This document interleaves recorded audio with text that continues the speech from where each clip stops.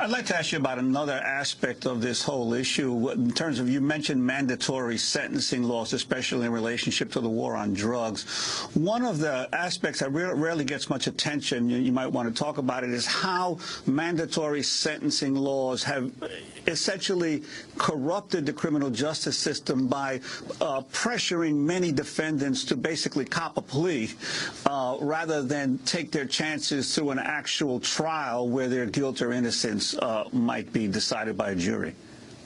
That's right. We will never know how many innocent people are doing time for supposed drug offenses in the United States. But there's good reason to believe that those numbers are higher than they've ever been because of mandatory sentencing laws.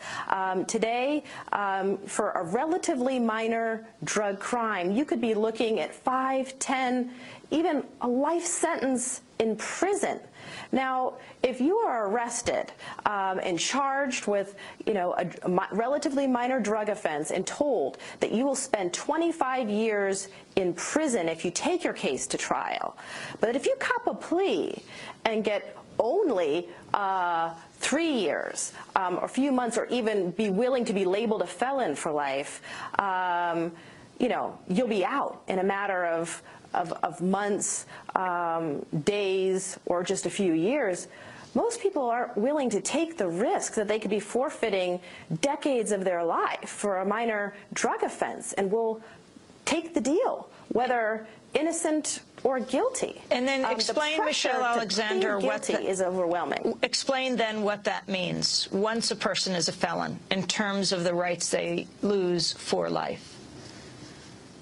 Yes, well, once you're branded a felon, you may be denied the right to vote, automatically excluded from juries, and legally discriminated against in employment, housing, access to education, and public benefits.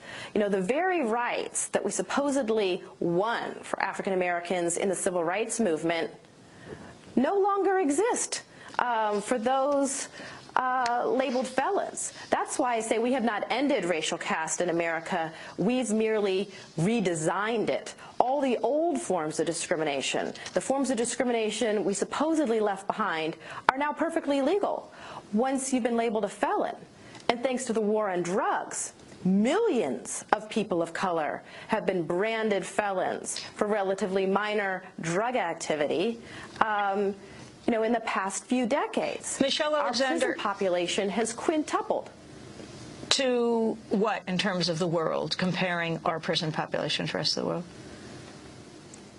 Yes, well, our prison population has quintupled. We've gone from about 300,000 people behind bars in the 1970s, a time, by the way, that many civil rights activists thought that our rates of incarceration were egregiously high.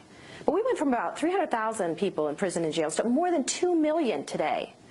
And the vast majority of that increase has been due to drug offenses. About 2/3 of the increase in the federal prison population is due to drug offenses, and more than half of the increase in the state population. Can you talk, Michelle Alexander, for 1 sec? I just wanted to ask if you could talk about the jailing of black men, often in white rural communities, and what that means in terms of bringing federal aid into those communities.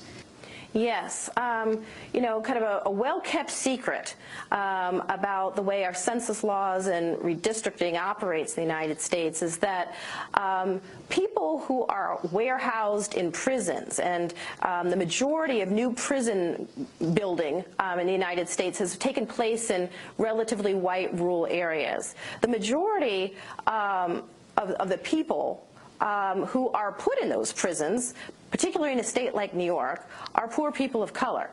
But the people warehoused in those prisons are denied the right to vote, right?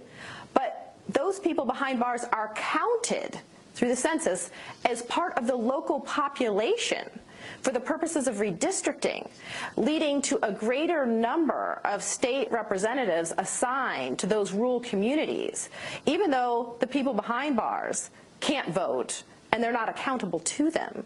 And additional federal funding flows to those communities because their population has been inflated because they have such large prison populations. Meanwhile, the poor communities of color, from which these prisoners came, lose representation in their state legislatures because their population has declined, and the funding and support that might otherwise flow to those communities is reduced because their numbers have been deflated as a result of the mass imprisonment of their community members in rural white communities. Michelle Alexander, we want to thank you very much for being with us. Her new book is called The New Jim Crow: Mass Incarceration in the Age of Colorblindness. Thank you so much.